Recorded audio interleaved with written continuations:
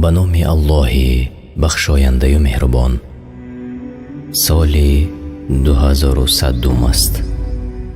آن وقت دیگر شما در این دنیا نیستید.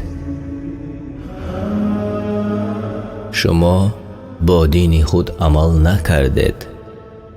پس بغیر از فرهنگ غربی و محبت این دنیا، شما چیز میراث به فرزندان و نبیرگان خود نماندید.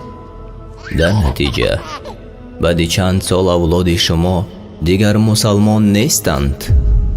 غیر از این، نسل‌های گذشته از دین روی گردانیدند و از اسلام خارج شدند، زیرا شما هیچ دانش نداشتید که به آنها برسانید. اسلام در خون شما جاری شدن را قطع کرد و شما به سبب محبت خود به این جهان به تنزل، یعنی پست رفتن اسلام در زندگی خود آورده رسانیدید و محبت دنیا شما را تا قبر راهنمایی کرد. آن به شما هیچ سود نه آورد، اما به آن نتیجه آورد که هیچ نفر از خون شما، اولاد گذشته شما، کلمه شهادت را نمیداند. امیدهای بر دروغ و آرزوهای دیرینه این جهان به شما خیانت کردند و شما را جز پشیمانی چیز باقی نگذاشتند. عملهای شما تأثیری گرد و اطراف را به بار می آورند و در نهایت شما آنچه را که می کارید می دروید. حالا منزل آخرین شما را انتظار است و شما برای خود مسئول خواهید بود و درباره ارزش هایی که شما به فرزندانتان آموختید پرسیده می شود.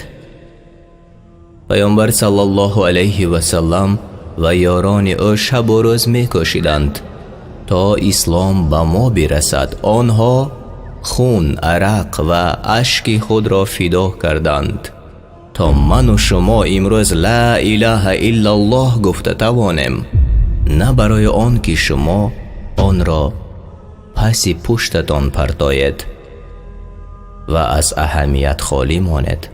خطا میکنید. حالا یگانه چیزی که پیش روی شماست پشیمانی ابدی است، اما شما در این مورد نمیتوانید کار را انجام دهید. اکنون انتظار ملاقات با آفریدگار خود هستید که هرگز برای آن آمادگی ندیده بودید و اولاد شما دیگر به اسلام باور نمی کنند. آنها دیگر روز قیامت هیچ امکان ایستادگی ندارند و شما گناهگارید. شما حالا هم زنده اید. شما حالا هم وقت دارید. امروز عوض شوید تا از پشیمانی ابدی رها یابید.